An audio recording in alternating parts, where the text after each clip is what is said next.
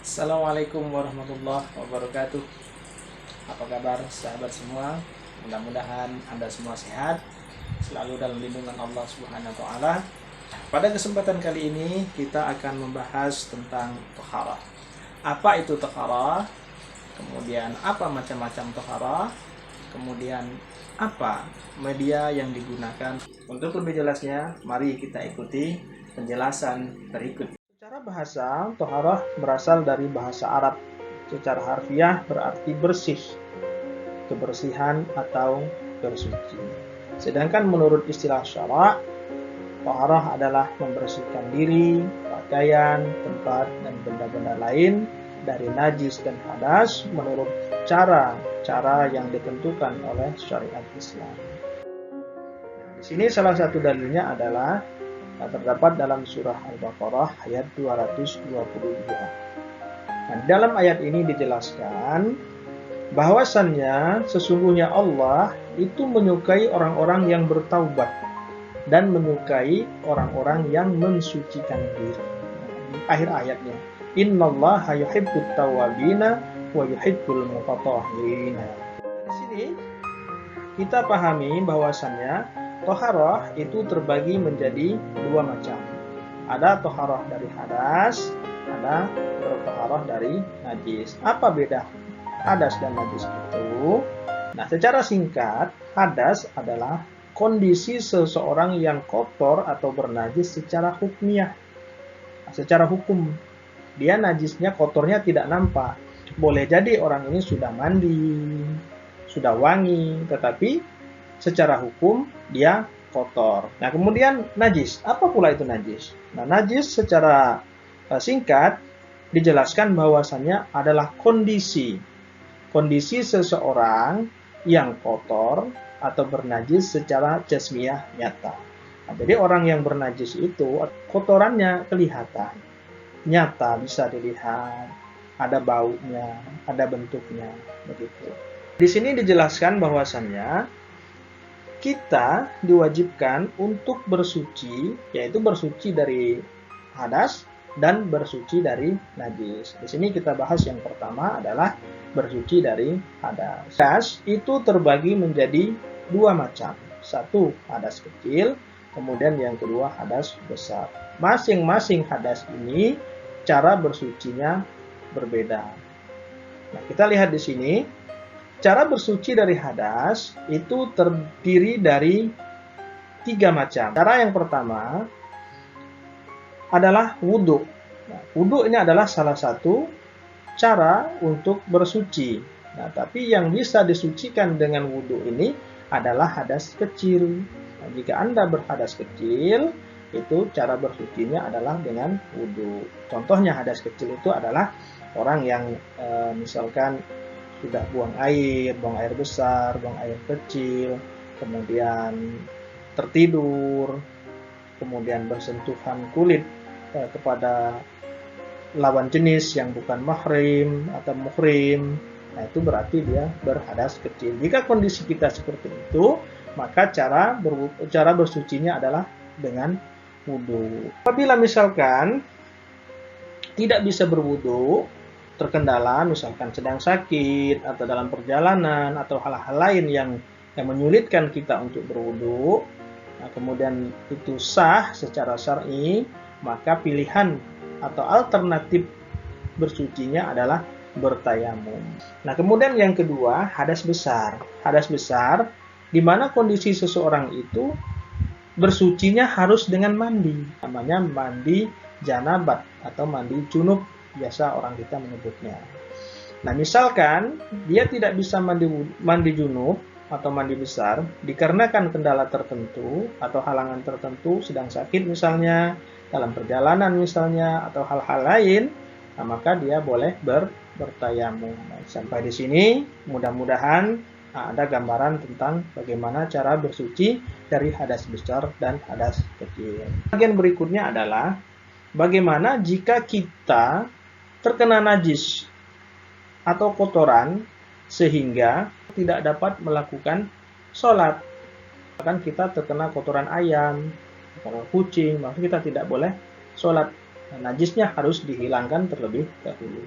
Nah, untuk itu kita harus ketahui dulu klasifikasi atau macam-macam najisnya. Nah, secara cepat kita bahas bahwasannya najis itu terdiri dari 3 tingkatan atau 3 macam. Yang pertama adalah najis mukhaffafah atau najis ringan. Contohnya adalah air kencing anak bayi laki-laki yang belum berumur 2 tahun, kemudian belum makan apa-apa selain air susu ibu atau ASI. Kalau dia sudah makan roti, sudah minum susu formula, maka kotorannya atau kencingnya itu tidak lagi najis ringan, sudah masuk ke najis sedang atau najis mutawassithah. Cara mensucikannya itu relatif mudah. Nah, cukup dengan dipercikan air ke tempat yang terkena najis. Kemudian najis yang tingkatan kedua adalah najis mutawassithah atau najis sedang. Contohnya misalkan kotoran ayam, kemudian bangkai, darah, nanah.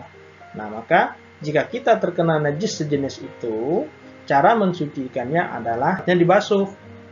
Nah, tidak boleh kalau disemprot pakai parfum, nah boleh, harus dibasuh sampai bersih. Nah, jadi syaratnya 1, hilang wujudnya, 2, hilang warnanya, 3, hilang baunya, yang keempat, hilang rasanya kalau dia ada rasa. Nah, begitu cara mensucikan najis mutawassithah atau najis sedang. Kemudian najis tingkatan yang ketiga adalah najis mughalladhah atau najis berat. Najis berat ini bersumber dari anjing dan babi. Cara mensucikannya ini sedikit lebih lebih sulit daripada najis mutawassithah dan najis mukhaffafah. Nah, cara mensucikannya dibasuh menggunakan air sebanyak 7 kali. Dibasuh 7 kali. Kemudian di dalam 7 kali itu kita menggunakan satu campuran air dan tanah atau debu yang suci. Nah, terkait dengan bersuci, tentu kita ada media atau alat yang digunakan untuk bersuci. Di dalam syariat Islam, bersuci itu medianya ada 2, atau alat yang bisa digunakan ada 2. Yang pertama menggunakan air, yang kedua menggunakan debu. Pertama kita bahas yang pertama, air. Nah, menggunakan air sebagai media untuk bersuci, kita harus memahami tingkatan air. Terbagi menjadi 4 macam air. Yang pertama namanya air mutlak. Air mutlak ini disebut dengan air yang suci mensucikan. Nah, ada 7 macam air yang suci dan mensucikan. Artinya air yang suci dan mensucikan ini boleh kita gunakan untuk wudhu, untuk mandi wajib, boleh juga untuk minum, untuk nyuci dan sebagainya. Ini air mutlak. Contohnya air yang berasal dari air sungai. Air sungai, kalau kita di sini air sungai Musi ya gitu. Kemudian air laut, boleh kita wudhu menggunakan air laut. Air hujan, air danau, kemudian air sumur, air mata air atau air sumber. Kemudian salju atau air embun. Nah, itu adalah kelompok air mutlak. Kemudian air yang kedua atau macam yang kedua adalah air musammas. Air yang kena sinar matahari sampai panas. Air ini termasuk makruh digunakan untuk bersuci. Tapi boleh ya, suci dan mensucikan. Boleh digunakan untuk wudhu, boleh digunakan untuk mandi junub, boleh digunakan untuk minum dan seterusnya. Tapi hukum menggunakannya ini adalah makruh. Nah, kemudian air yang ketiga adalah air mustakmal. Air mustakmal ini adalah air yang sudah digunakan untuk bersuci. Tidak boleh lagi digunakan untuk bersuci, tetapi boleh digunakan untuk keperluan yang lain. Misalkannya untuk siram tanaman, boleh. Air yang terakhir adalah air najis. Air yang najis ini adalah air yang terkena najis. banyak atau sedikit, nah, air itu terkena najis, maka dia disebut dengan air najis. Kalau dia air banyak, sepanjang najis itu tidak merubah zatnya air, tidak merubah warnanya, tidak merubah baunya, tidak merubah rasanya, maka air itu masih termasuk air suci. Misalkan di Sungai Musi ada bangkai, misalkan bangkai kerbau di situ. Tapi bangkai itu tidak merubah zatnya air, tidak merubah wujudnya, warnanya tidak berubah, baunya tidak, seperti yang sudah dijelaskan tadi, maka kita boleh mandi di situ, boleh wudhu di situ.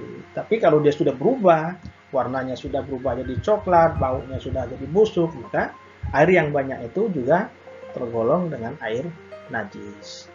Nah, itu adalah penjelasan tingkatan air. Jangan sampai kita bersuci asal-asalan. Asal ada air, kita gunakan untuk bersuci. Nah, nanti khawatirnya air yang kita gunakan itu adalah golongan air yang kedua dan ketiga dan keempat ini. Air mustakmal atau air najis. Nah, wudhu kita tidak sah. Nah, demikian. Nah, kemudian media yang terakhir yang dapat digunakan untuk bersuci adalah debu. Nah, tapi bersuci menggunakan debu ini beda dengan bersuci dengan menggunakan air. Misalkan kalau kita bersuci dari hadas kecil menggunakan air itu wudhu misalkan. Nah, itu ada kumur-kumurnya, kita pakai debu nggak boleh kumur-kumur gitu.